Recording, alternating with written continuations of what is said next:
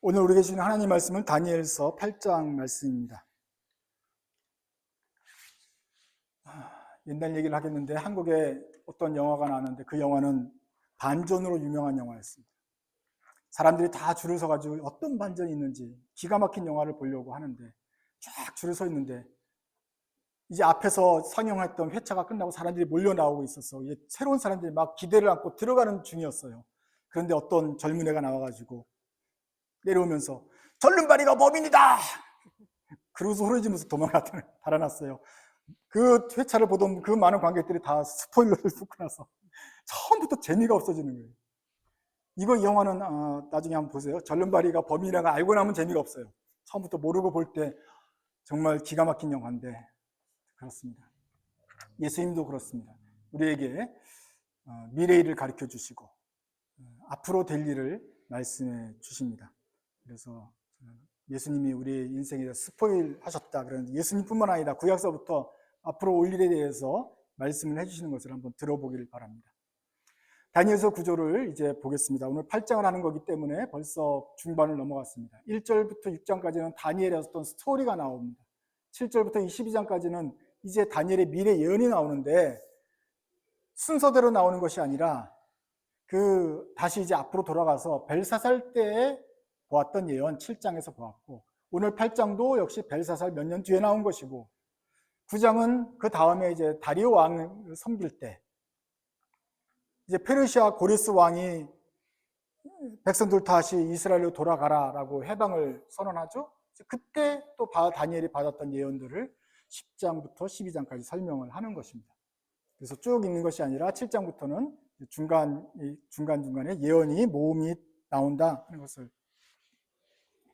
보시기 바랍니다. 다니엘이 참 여러 나라, 여러 왕들을 섬기면서 산 것이 다시 기억나시죠? 8장 1절부터 읽어보겠습니다. 나 다니엘에게 처음에 나타난 환상 후 벨사살 왕 제3년에 다시 한 환상이 나타나니라. 내가 환상을 보았는데 내가 그것을 볼 때에 내 몸은 엘람 지방 수산성에 있었고 내가 환상을 보기는 을레 강변에서이니라. 내가 눈을 들어본 즉 강가에 두 뿔을 가진 순양이 섰는데 그 두 뿔이 다 길었으며 그 중 한 뿔은 다른 뿔보다 길었고 그 긴 것은 나중에 난 것이더라. 내가 본즉 그 순양이 서쪽과 북쪽과 남쪽을 향하여 받으나 그것을 당할 짐승이 하나도 없고 그 손에서 구할 자가 없으므로 그것이 원하는 대로 행하고 강하여 졌더라. 이제 벨사상활 원년에 7장은 원년에 1년에 봤고 지금은 3년에 한 환상, 두 번째 본 환상인데 먼저 양하고 염소는 구별하시죠?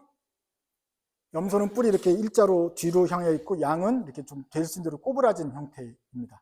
순양일수록 더 뿔이 더 꼬부라지고 크죠. 이렇게 동글동글한 건데 3절에 보면 당연히 순양은 뿔이 두 개가 있죠. 근데 한쪽은 더 크고 큰 것이 나와요. 그렇게 되고 이제 그 순양이 그 뿔을 가지고 모든 것을 제압을 하면서 세상을 다스렸더라 하는 것을 환상을 보았습니다. 내가 생각할 때 한 수점소가 서쪽에서부터 와서 온 지면에 두루다니되 땅에 닿지 아니하며 그 염소의 두 눈 사이에는 현저한 뿔이 있더라. 그것이 두 뿔 가진 순양 곧 내가 본 바 강가에 섰던 양에게로 나아가되 분노한 힘으로 그것에게로 달려가더니 내가 본즉 그것이 수장에게로 가까이 나아가서는 더욱 성내어 그 수장을 쳐서 그 두 뿔을 꺾으나 순양에게는 그것을 대적할 힘이 없으므로 그것이 순양을 땅에 엎드러뜨리고 짓밟았으나 순양을 그 손에서 벗어나게 할 자가 없었더라. 이번에는 염소가 나옵니다. 이제 암염소는 뿔이 작아요. 순염소들은 뿔이 큰데 이 순염소들의 그 힘센 애들의 전쟁입니다. 그런데 순염소는 뿔이 반듯하고 길다 그랬잖아요. 염소는 뿔이 몇 개죠? 두 개입니다. 근데 여기 나타난 환상에 나타난 염소는 눈 사이에 하나가 나오는데 현저한 뿔이니까 아주 큰 코뿔소처럼 큰 게 하나 나오는, 그게 어떻게 염소인지 모르겠지만 하여간 염소예요. 염소가 나오는데 맹렬하게 돌진을 하는데 이 순양, 아까 힘셌던 순양이 그 뼈를 꼬리를 내리고 도망갑니다. 염소가 순양을 막 짓밟고 이 염소가 패권을 차지하게 됩니다. 뿔 하나 달린 순양이죠. 이런 이상한 환상을 보고 있는 거예요. 지난번에 말씀드렸던 것처럼 뿔은 어떤 큰 힘을 말합니다. 그러니까 어떤 세력이 있는데 순양 같은 세력이 있었고 그보다 더 큰 염소의 세력이 와서 순염소가 이제 순양을 잡는다 하는 것인데, 뒤에 보면 그 순염소의 뿔이 하나에도 4개로 나갑니다. 한번 이제 보십시오. 순염소가 스스로 심히 강대하여 가더니, 이제 혼자 이 순염소가 제패한 것입니다. 강성할 때 그 큰 뿔이 꺾이고 그 대신에 현저한 뿔 넷이 하늘 사방을 향하여 났더라. 그중 한 뿔에서 또 작은 뿔 하나가 나서 남쪽과 동쪽과 또 영화로운 땅을 향하여 심히 커지더니 그것이 하늘 군대에 미칠 만큼 커져서 그 군대와 별들 중에 몇을 땅에 떨어뜨리고 그것들을 짓밟고 또 스스로 높아져서 군대의 주제를 대적하며 그에게 매일 드리는 제사를 없애버렸고 그의 성소를 헐었으며 그의 악으로 말미암아 백성이 매일 드리는 제사가 넘긴 바 되었고 그것이 또 진리를 땅에 던지며 자의로 행하여 형통하였더라.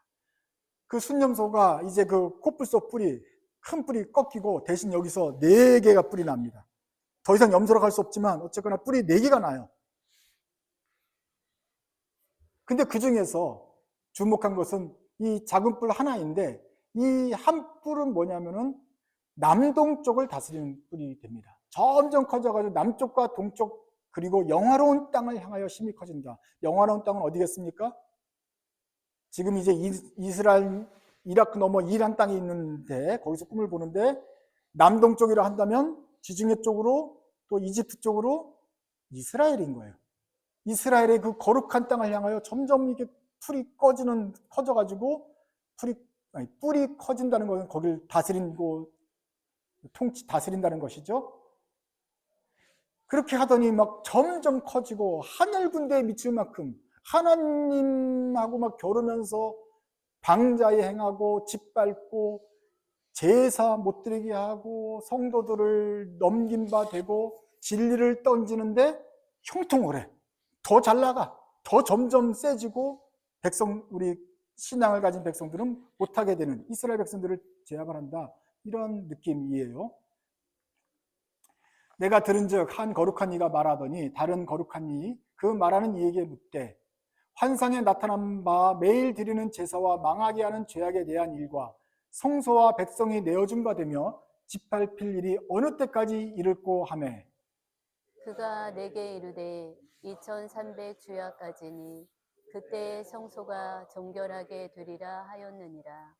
나 다니엘이 이 환상을 보고 그 뜻을 알고자 할 때 사람 모양 같은 것이 내 앞에 섰고 내가 들은즉 을레강 두 언덕 사이에서 사람의 목소리가 있어 외쳐 이르되 가기 전에 일단 2300주야니까 낮과 밤입니다. 2301이라는 그 기간 동안 성소와 백성이 그 염소의 뿔에 제압을 당한다. 그리고 성소가 더럽혀지고 그런데 그 2300일이 지나야 제대로 정결하게 될 것이다 하는 꿈을 꿨어요. 그 다음에는 해석이 넘어갑니다. 이런 꿈을 꿨는데 이제 해석이 됩니다. 가브리엘아, 이 환상을 이 사람에게 깨닫게 하라 하더니 그가 내게 선 곳으로 나왔는데 그가 나올 때 내가 두려워서 얼굴을 땅에 대고 엎드리매 그가 내게 이르되 인자야 깨달아 알라. 이 환상은 정한 때 끝에 관한 것이니라. 이제 말세에 관한 얘기다 하는 것이에요. 그가 내게 말할 때에 내가 얼굴을 땅에 대고 엎드려 깊이 잠들매 그가 나를 어루만져서 일으켜 세우며 이르되 진노하시는 때가 마친 후에 될 일을 내가 내게 알게 하리니 이 환상은 정한 때 끝에 관한 것임이라. 내가 본 바 두 뿔을 가진 순양은 곧 메대와 바사 왕들이요 털이 많은 숫 염소는 곧 헬라 그리스 왕이요 그의 두 눈 사이에 있는 큰 뿔은 곧 그 첫째 왕이요. 순양을 처음에 나타났는데 그 순양이 뿔이 두 개인데 하나는 더 커요. 메대와 바사 왕이다. 지금 바벨론 왕인데 바벨론 다음에는 메대와 바사라는 큽니다. 우리 바사가 곧 페르시아예요. 그러니까 바사와 메대가 있었는데 메대는 없어지고 페르시아로 전환이 되니까 뿔이 두 개가 있어도 한 뿔이 더 크다 이 얘기예요. 그것이 순양이었다. 그런데 그 뒤로 곧 털이 많은 순염소가 나오지 않습니까? 그게 뭐냐? 헬라 왕이다. 헬라가 뭡니까? 그리스 말이에요. 우리가 말하는 그리스에서 유명한 왕이 누구죠? 알렉산더예요. 지금 그 알렉산더 왕이 나와서 그 두 눈 사이에 있는 큰 뿔, 한 뿔이 나오잖아요. 이 그리스가 배출한 최고의 왕 알렉산더가 와가지고 세상을 다 장악을 한다. 알렉산더는 20살에 왕이 되고 30살쯤에 죽습니다. 20살에 왕이 된 다음부터 곧바로 그냥 서쪽을 향하여서 진군해가지고 터키 먹고 시리아 먹고 이스라엘, 이집트 먹은 다음에 페르시아까지 다 먹어가지고 다 점령을 해요. 그 다음에 멈추지 않고 인도까지 가서 코끼리랑 싸우다가 해가 받쳐서 다치는지 해가 그리고 죽어요.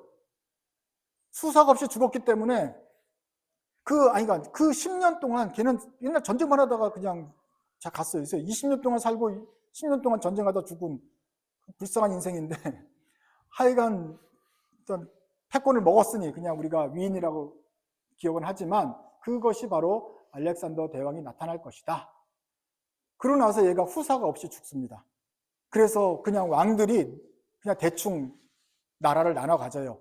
이집트 하나 갖는 애가 있고 터키랑 그리스 갖는 애가 있고 그 이스라엘과 시리아 이쪽 땅을 먹는 애랑 페르시아 먹는 애가 따로 있는 것입니다.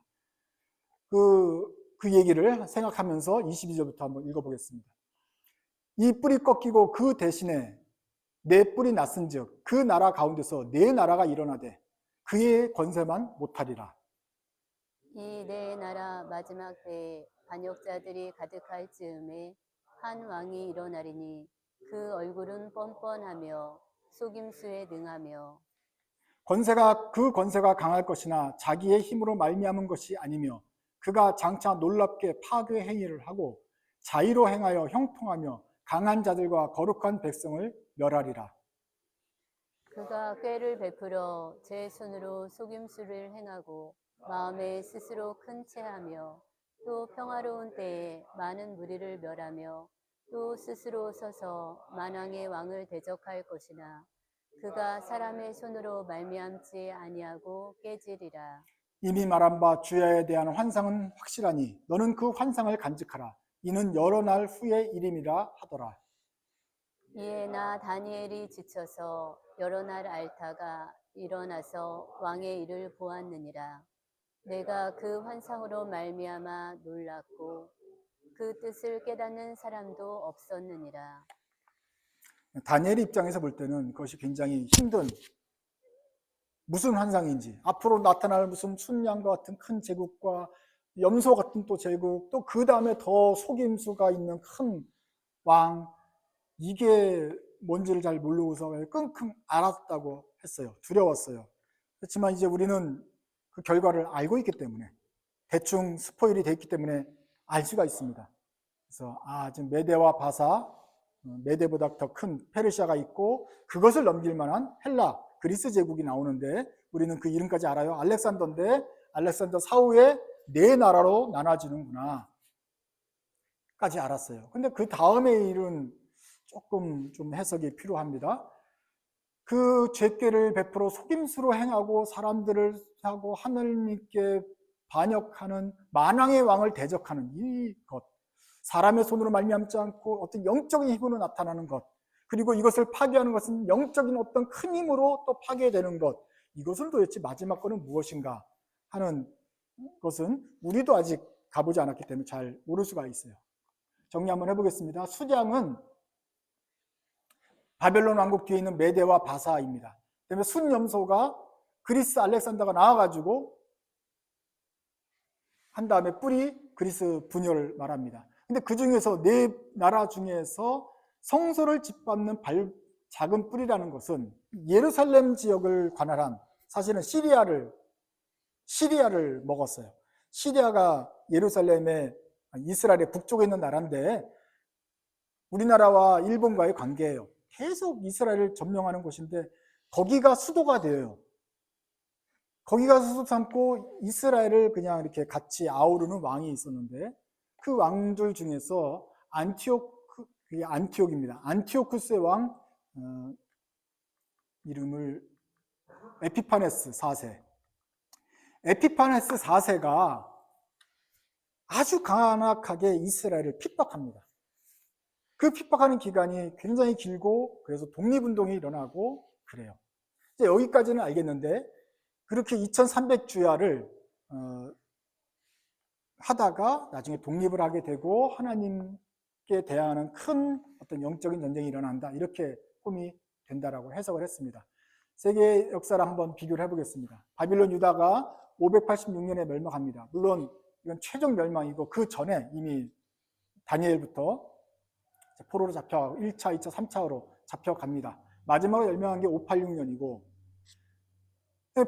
바벨론 명한 다음에 메데 바사가 이스라엘을 점령하죠. 빨간색으로 된 거는 이스라엘이 완전히 좀 파괴된 나쁜 시점입니다. 이스라엘 입장에서.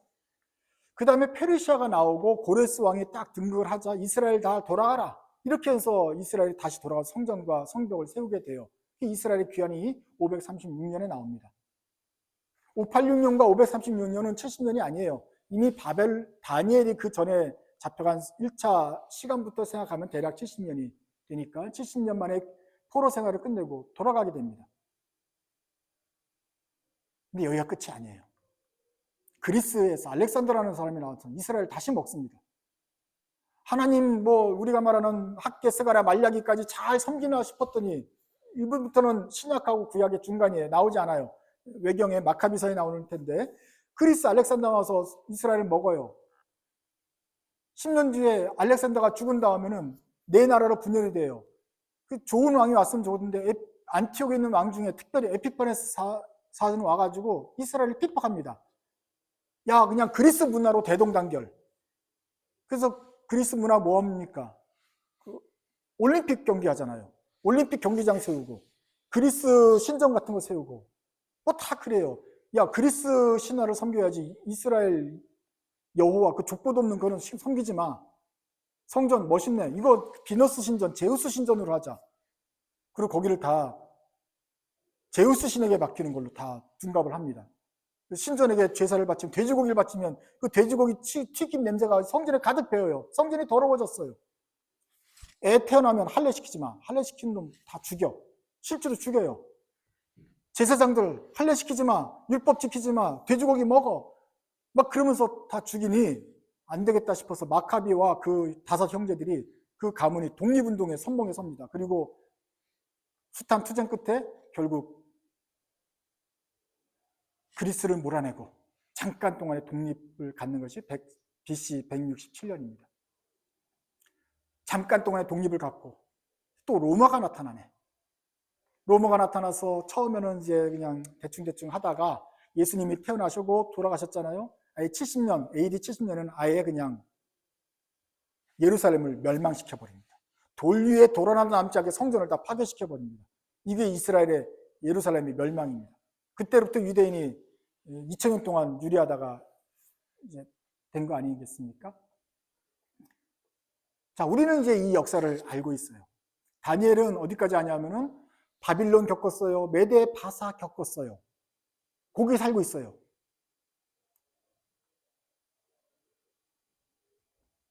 그래서 꿈을 꿨는데 순양이 페르시아 같은 애가 있었는데 염소가 나타나서 장악할 것이다. 이게 그리스겠거니 그리스인지 모르지만 하여간 뭔가 나오겠거니 생각을 했어요. 근데 꿈이 이제 로마로 나와야 될 것 같은데 로마 아니라 어떤 신령한 것이 나타나서 속이는 거고 하늘에까지 높아지고 결국 하늘에 속한 어떤 영적인 힘으로 많이 부실 수 있는 그런 존재가 나타나서 심히 백성을 핍박하다가 망하게 된다는 것을 나와요.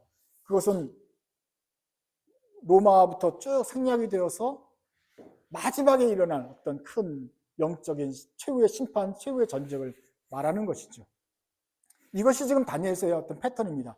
2장에서 보면 그 큰 다니엘의 신 느부갓네살의 꿈을 기억하십니까? 꿈을 꿨는데 다니엘이 해석하잖아요. 큰 우상을 보았는데 머리는 금이요 가슴은 은이고 여기는 브론즈고 동이고 그 다음에 여기는 철인데 발은 철과 진흙이 섞였다. 그래서 우리가 말하기를 이 네 나라들 바빌론, 메데파사, 그 다음에 페르시아, 그리스, 로마까지 나왔을 것이다 생각을 해요. 로마 다음에 뭐 오스만 투크루 제국 나와야 되는데 그건 다 생략하고 갑자기 하늘에서 큰 돌이 뜨인 돌이 나와가지고 그 돌이 쾅 해서 이 우상을 다 멸망시키고 이 산이 그냥 점점 크게 자라서 온 세상을 평정하고 이제 되었더라. 이 큰 돌이 뭡니까? 그래서 하나님의 나라가 도래하는 거예요. 모든 세상의 권력을 제국을 다 무너뜨리는 큰 하나님의 나라가 나온다 라는 것이 꿈이었어요. 그래서 메데, 바사, 그리스, 로마까지만 하고 나머지는 이하 생략, 그 다음에 맨 마지막 결론부 했는데 오늘도 마찬가지예요. 숫양, 숫염소, 뿔이 하나 있다가 4개가 됐다가 다 생략하고 마지막에 제일 나쁜 최종 보스가 나와서 우리를 괴롭힌다.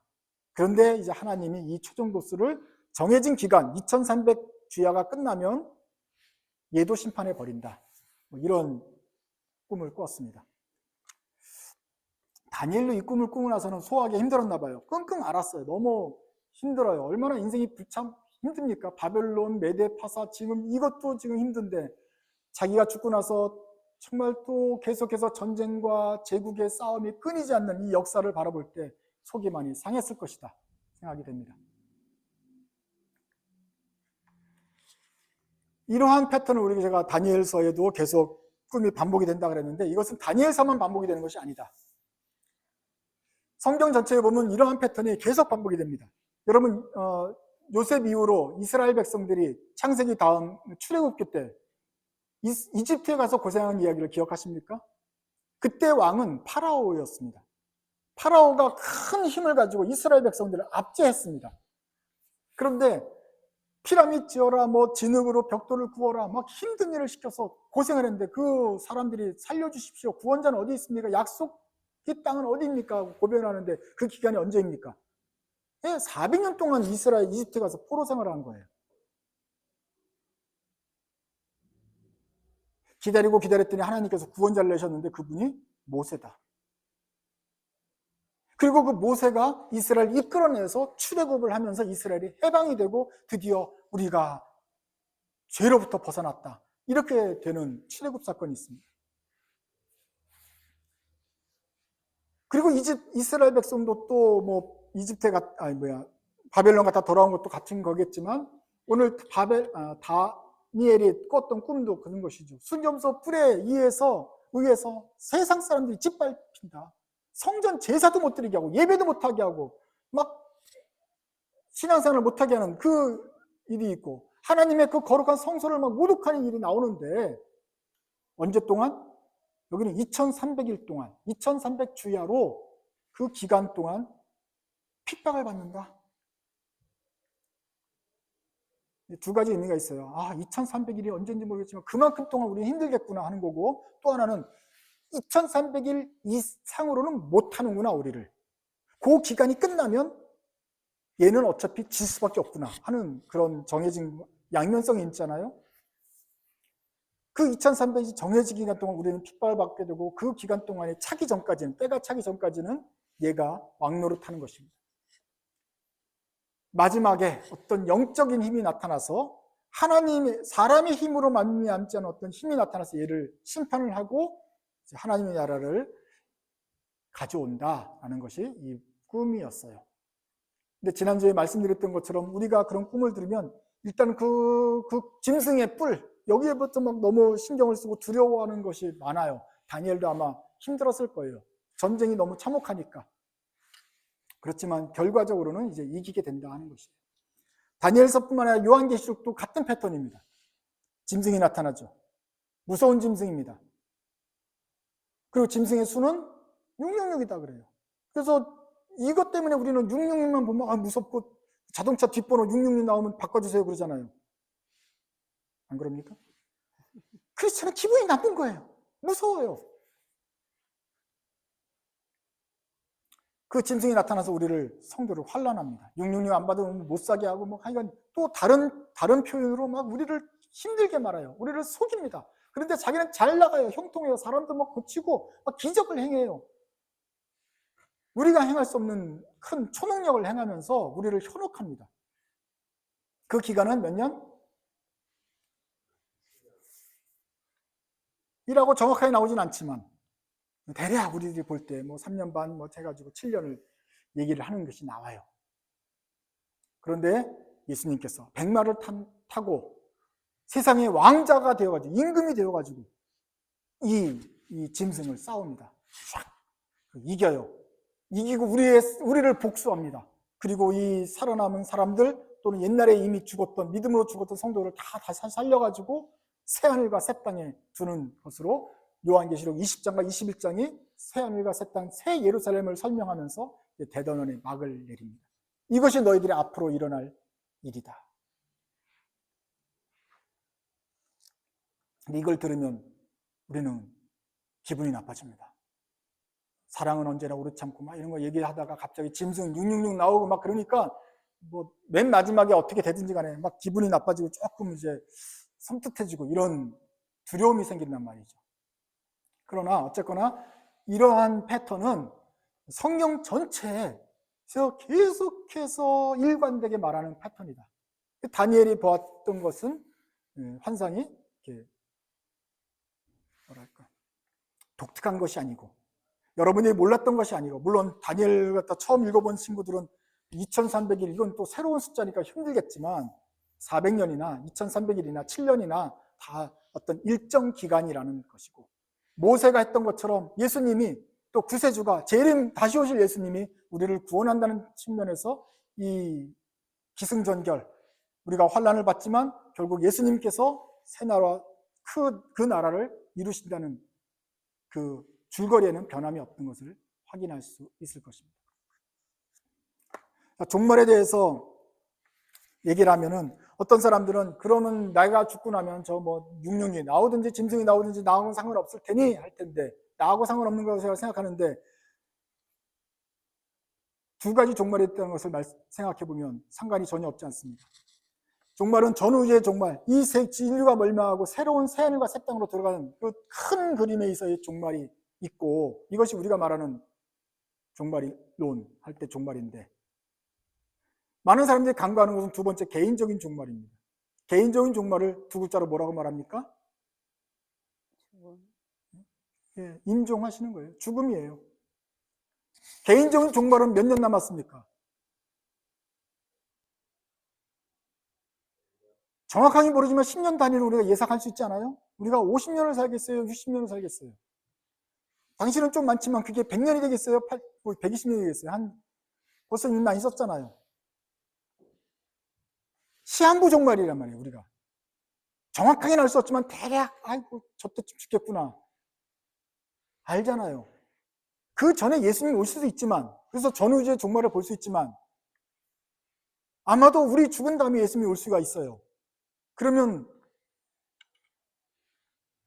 우리는 짐승 안 보고 죽습니까?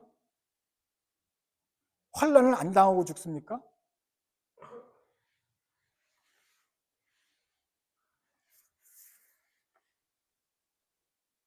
우리는 행복하게 살다가 우리 다음 후대와 후대 사람들이 그 짐승을 만나서 7년 대환란을 겪고 그렇게 고생하고 죽는다고 해야 됩니까?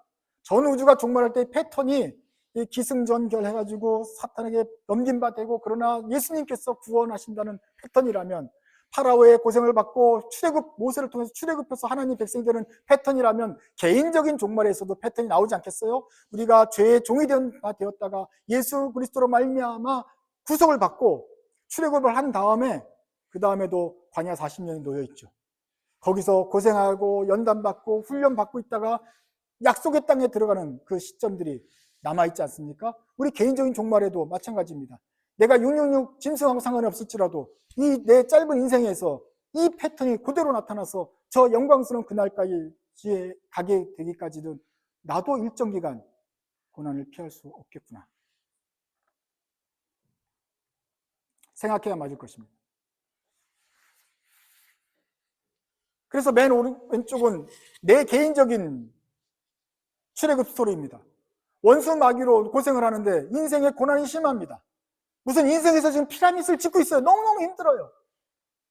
하나 짓고 나면 또 지으라 그래요. 벽돌 만들라 그래요. 얼마 동안 지어야 됩니까? 이건 짧아요. 한 80년이면 끝나요. 우리 전생의 기간 동안 이 고생스러운 삶을 해나가요. 물론 예수 믿고 예수님 믿고 힘을 얻기도 하지만 그래도 이 원수마귀 밑에서 우리가 고생을 할 수밖에 없어요.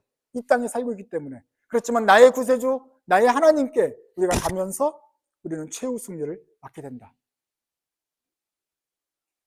그 전에 주님께서 오시면 우리는 보라색으로 가면서 짐승, 그 재림 예수를 만나서 새하늘과 새 땅으로 곧바로 가고, 아니면 이 땅에서 죽어서 잠시 자고 있다가 예수님 오시면 다시 부활해서 이 새하늘과 새 땅으로 들어가게 되는 그런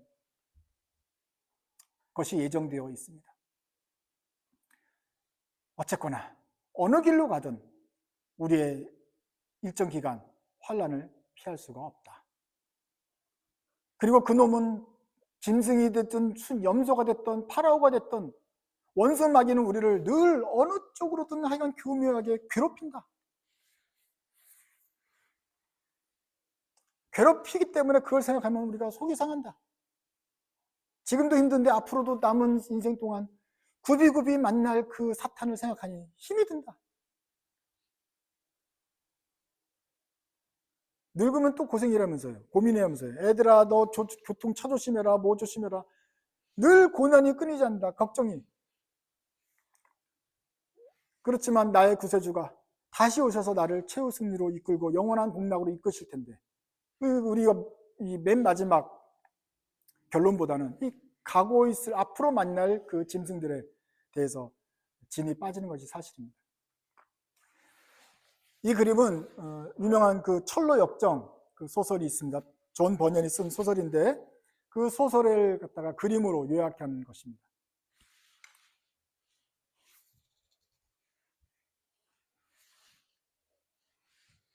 여기 도시에 살고 있던 사람이 이게 인생이 아닌가다 싶어가지고 이렇게 있는데 뭔가 예수님이 살 길이 있다는 소식을 들어요. 복음을 전해 듣고 어떻게 예수님을 찾아갈 것인가 한참 동안 구도자의 길을 걸어요. 고민도 하고 기도도 하는 동안에 그 가운데 있는 갈보리산에 있는 예수 그리스도를 만나서 십자가 밑에서 나의 죄의 짐을 다 풀어요. 이 밑에까지는 지금 짐을 끙끙 메고 가는 겁니다. 그래서 거듭나서 하나님의 자녀가 돼요. 자녀가 된 다음에 끝이 아니에요. 거의 반밖에 안 온 거예요. 그 다음부터 또 꾸불꾸불 길을 가요. 허영의 도시, 무슨 꾀에는 사람들 유혹을 만나고 권력의 유혹, 핍박을 다 거친 다음에 맨 마지막에 황금 그 빛나는 성으로 들어가기 전에 마지막 시험을 거친 다음에야 최종 목적지까지 도착하는 내용입니다. 이것이 존 버년이 우리에게 가르쳐준 어떤 그 기독도의 어떤 영적인 여정을 말하고 있습니다. 곧 장차 망할 도시를 떠나서 정öl망의 구렁텅이를 지난 다음에 그리스도의 십자가를 만나는 것, 죄의 짐을 벗는 것, 이것이 끝이 아니라, 그래서 하나님의 자녀가 되어도 난관이 있고 죽음의 그늘, 이교도, 허영, 의심, 사치와 마법의 땅, 그리고 마지막에 그 지옥의 나룻배의 최후에 있는 그 죽음의 순간을 극복하고 천국에 있는 도시로 들어가게 된다.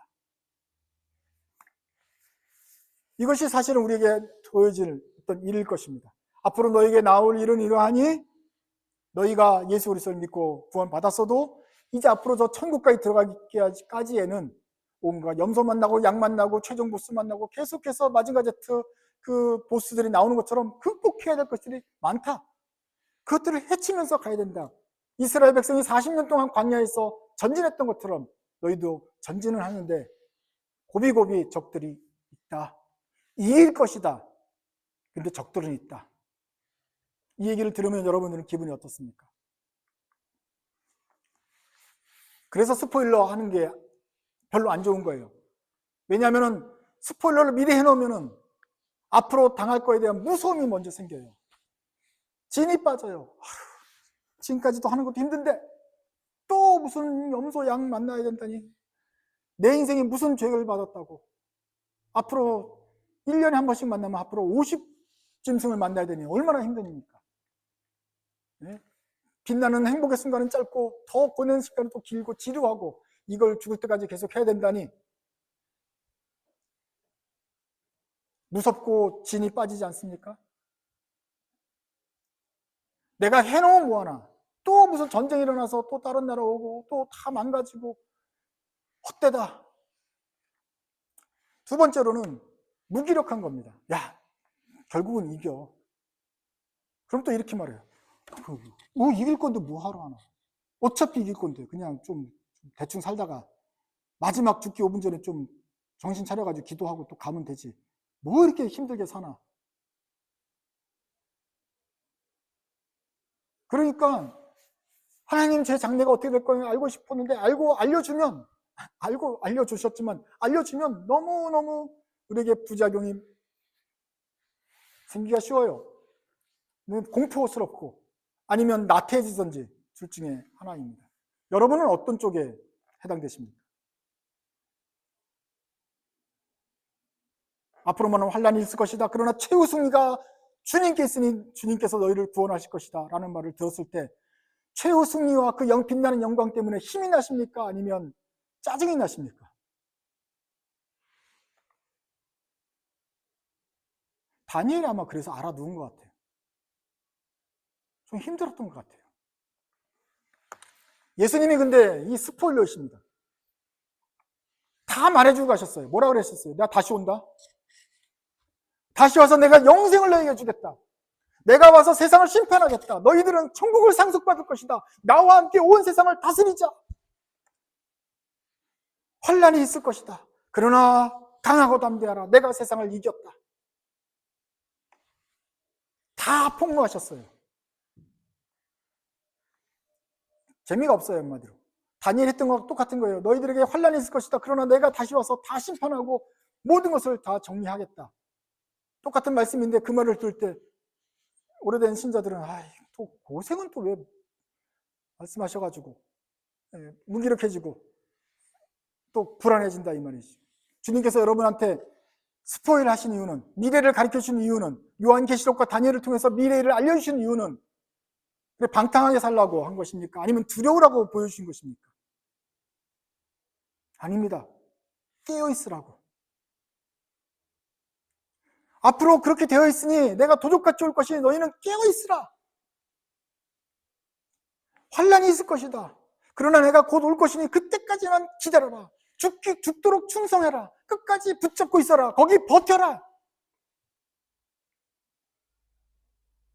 그 말씀 하시려고 우리에게 앞뒤를 보여준 거 아닙니까? 무서운 일이 있을 거야. 하지만 너희들은 두려워하지 마. 조금만 참아. 그 다음에 내가 오는데 곧 올 거야. 하나님이 다니엘에게 말씀해 주신 것도 이것입니다. 다니엘, 너 죽을 때 이제 나이가 들었지만 너 다음에도 이런 일이 나타날 거야. 너 무서우라고 준 것은 아니야. 하지만 너가 이거를 쓰고 너의 오는 모든 세대들이 앞으로 올 일에 대해서 마음을 준비를 갖고 끝까지 붙어 있도록 그거 하라고 너가 사람들을 각성시켜 라고 이 환상을 준 것입니다. 우리 예수님이 우리가 낙심하기를 원하지 않습니다. 무서워하기를 원하는 것이 아닙니다. 깨어있기를 바랍니다. 그러니까 이것을 듣는 성도들은 이것을 듣고 낙심하거나 방탕하거나 무서워하는 것이 아니라 깨어야겠구나. 끝까지 좀 버텨야겠구나. 곧 오시니까 인내해야겠구나 라는 것을 알아야 정상적인 반응일 것입니다.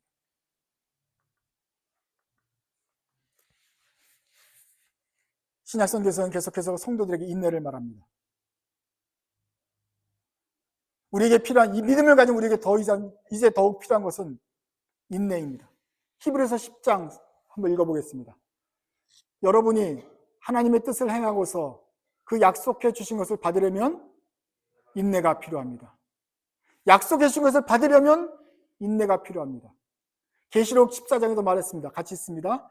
셋째 천사가 말하되 하나님의 계명과 예수를 믿는 믿음을 지키는 성도들에게는 인내가 필요하다.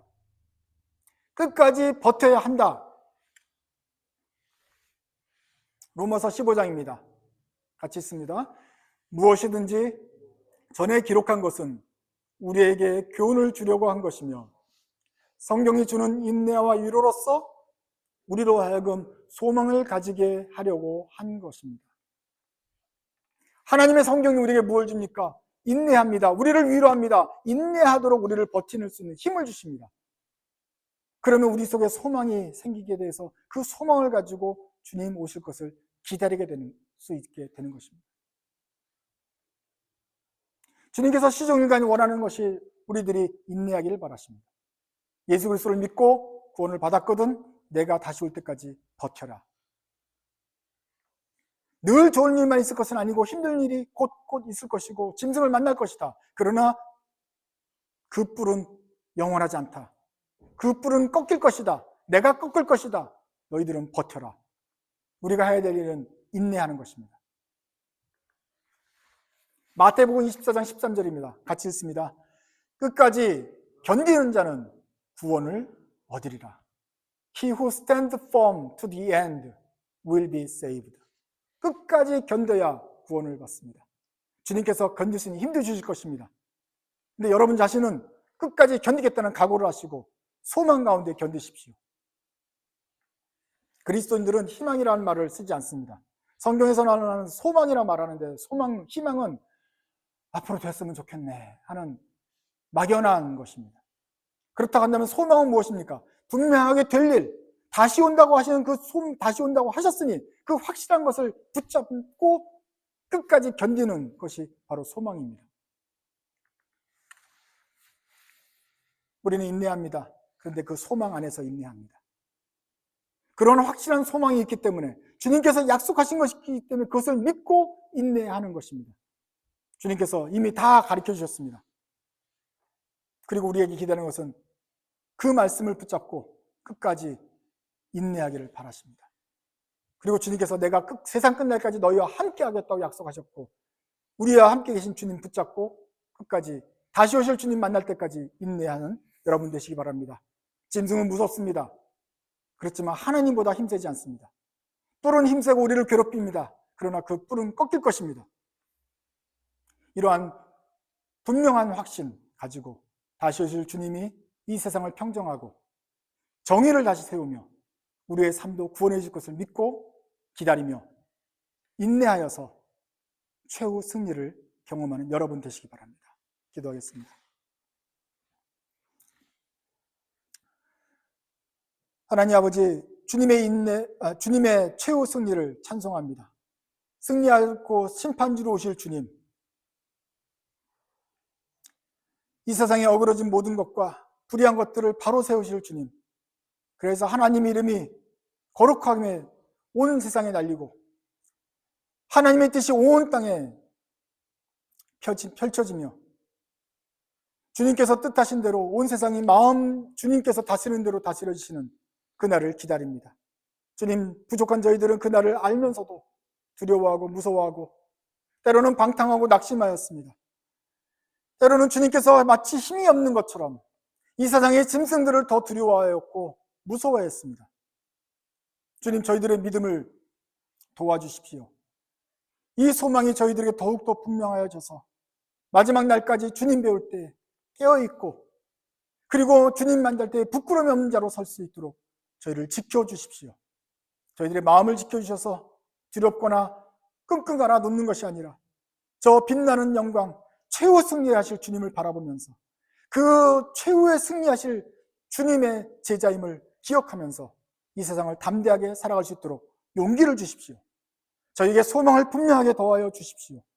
무엇보다도 그 소망을 붙잡고 인내할 수 있도록 저희들을 붙잡아 주십시오. 끝까지 인내하는 자에게 주실 상을 기다립니다. 기대합니다. 저희들의 기도하는 저희 모두가 그 상급을 다 받을 수 있도록, 그래서 영광스러운 그날에 주님 마음껏 찬송할 수 있도록 저희들의 인생을 복되게 하여 주옵소서. 예수님의 이름으로 기도드립니다. 아멘.